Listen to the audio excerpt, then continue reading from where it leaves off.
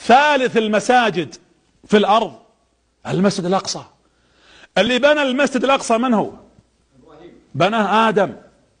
آدم بنى، يقول النبي صلى الله عليه وسلم في حديث أبي ذر كما في الصحيحين، قال: متى بني المسجد الحرام؟ من بنى المسجد الحرام؟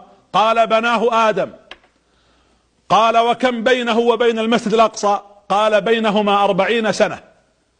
هذا رد على من يدعون على أن هيكل سليمان، أن سليمان هو من بنى المسجد الأقصى. آدم بناه الذي أمره به رب العالمين.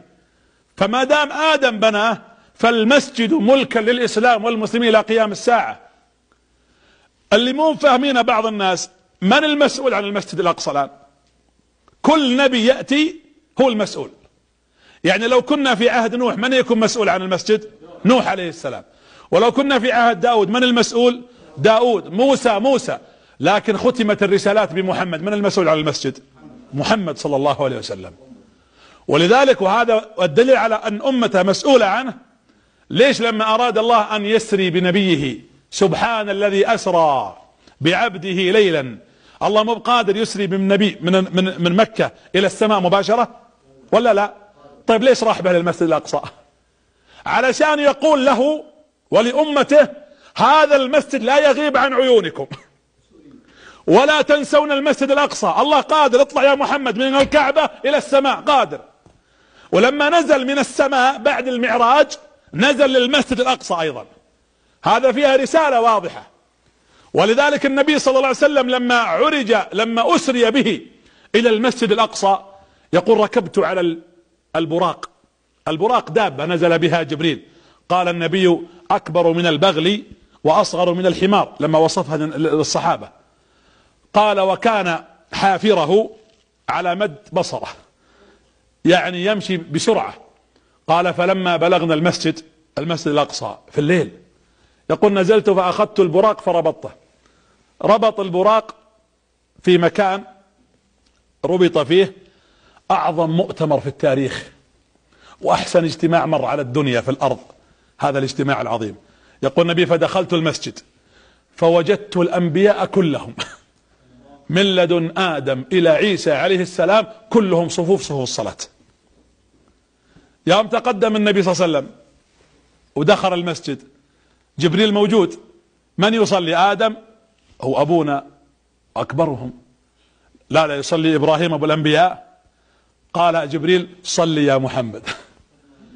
إمامة محمد بالأنبياء في المسجد الأقصى كأنها رسالة من الرسل جميعا: يا محمد سلمناك قيادة الأرض وسلمناك مسؤولية المسجد الأقصى، أنت المسؤول عنه وأمتك من بعدها مسؤولة عنه.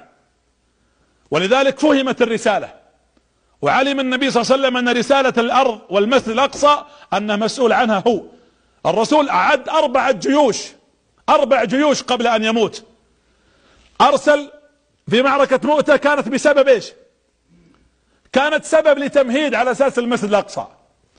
معركة تبوك كانت تمهيدا لدخول المسجد الأقصى. أعد جيش أسامة، مات جيش أسامة ولم يغزو حتى أنفذه أبو بكر رضي الله عنه، مع أن أبو بكر كان في حاجة الجيش لأن ارتدت العرب بعد وفاة الرسول، لكنه قال: والله لا أوقف جيشا أعده رسول الله صلى الله عليه وسلم، لأنه يعرف معنى قيمة المسجد الأقصى. ومع ذلك النبي لم يفتحه المسجد الأقصى. ليش فتح المسجد الأقصى في عهد عمر؟ ليش ما فتح في عهد النبي صلى الله عليه وسلم؟ الرسالة تقول عشان يدرك أمتك أنهم مسؤولين عن المسجد الأقصى كما أنك أنت مسؤول عن المسجد الأقصى. يجب أن تفهم الأمة هالرسالة. إذا فهمنا هالرسالة يا جماعة، ترى قبلتنا الأولى وين؟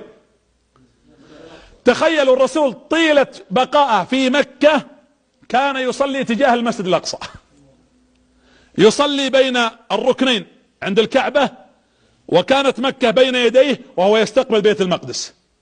وهاجر المدينة وجلس 1 وبضعة أشهر، قيل 4 شهور و6 شهور بعد السنة، وهو يصلي على المسجد الأقصى، وكان يدعو ربه أن تكون القبلة على الكعبة، حتى استجاب الله تبارك وتعالى دعاء النبي صلى الله عليه وآله وسلم. قال الله: قد نرى تقلب وجهك في السماء فلنولينك قبلة ترضاها فولي وجهك شطر المسجد الحرام وحيثما كنتم فولوا وجوهكم شطره.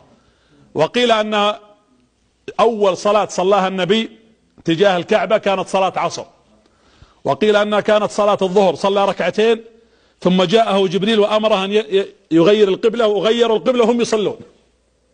وصلى الصحابة رضي الله عنهم في مسجد بني سلمة موجود في المدينة الآن يسمى